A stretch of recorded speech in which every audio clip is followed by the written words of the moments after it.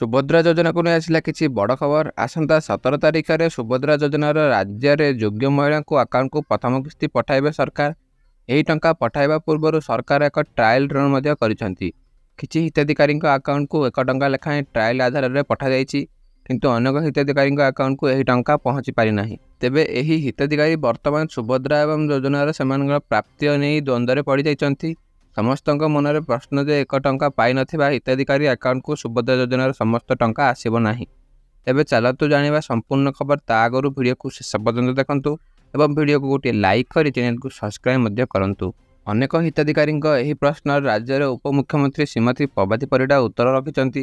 ସେ କହିଛନ୍ତି 1 ଟଙ୍କା ଖାତାକୁ ନ ଆସିଥିଲେ ମଧ୍ୟ ସୁଭଦ୍ରା ଯୋଜନାର ସମସ୍ତ ଟଙ୍କା ପାଇବାର ଯୋଗ୍ୟ ହିତାଧିକାରୀ ସେପ୍ଟେମ୍ବର 15 ତାରିଖ ଭିତରେ ପଞ୍ଜୀକରଣ କରିଥିବା ସମସ୍ତ ମହିଳାଙ୍କ ଆକାଉଣ୍ଟକୁ ଏହି ଟଙ୍କା ପଠାଯିବ ବୋଲି ସରକାର ସୂଚନା ଦେଇଛନ୍ତି।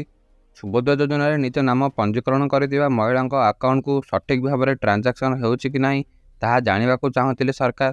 ତେଣୁ ସମସ୍ତଙ୍କ ଆକାଉଣ୍ଟକୁ ସରକାର ପରୀକ୍ଷାମୂଳକ ଭାବେ 1 ଟଙ୍କା ଲେଖାଏଁ ପଠାଯାଇଛି, ଯେଉଁଥିରେ ଏହା ମଧ୍ୟ ନିଶ୍ଚିତ ହୋଇଯାଇଛି ଯେ ସେହି ଖାତା ଚାଲୁଅଛି। ତେଣୁ ସୁଭଦ୍ରା ଯୋଜନାରେ ସାମିଲ ଥିବା ସମସ୍ତ ମହିଳାଙ୍କ ଖାତାକୁ ଆଗକୁ ସବୁଥରକ ସୁଭଦ୍ରା ଟଙ୍କା ଆସିପାରିବ। ସୂଚନା ମୁତାବକ 17 ତାରିଖରେ ସୁଭଦ୍ରା ଟଙ୍କା ଆସିବ, ହେଲେ ଏହା ପୂର୍ବରୁ ପରୀକ୍ଷା କରାଯାଇଛି ଯେ ସିଷ୍ଟମ୍ ଠିକ୍ ଭାବରେ କାମ କରୁଛି କି ନାହିଁ।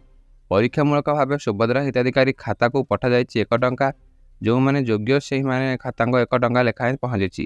ଏହାପରେ 17 ତାରିଖରେ ସମ୍ପୂର୍ଣ୍ଣ ଟଙ୍କା ଖାତାକୁ ଯିବ। ଶେଷ ହିତାଧିକାରୀ ପାଖରେ ନ ପହଞ୍ଚିବା ଯାଏଁ ଏହି ଯୋଜନା ଚାଲୁ ରହିବ ବୋଲି କହିଛନ୍ତି ଉପମୁଖ୍ୟମନ୍ତ୍ରୀ ପ୍ରଭାତୀ ପରିଡ଼ା। ଏହା ସହିତ ସୁଭଦ୍ରା ଯୋଜନାର ଟଙ୍କାକୁ ନେଇ ଭୟଭୀତ ନ ହେବା ପାଇଁ ସେ ପରାମର୍ଶ ମଧ୍ୟ ଦେଇଛନ୍ତି।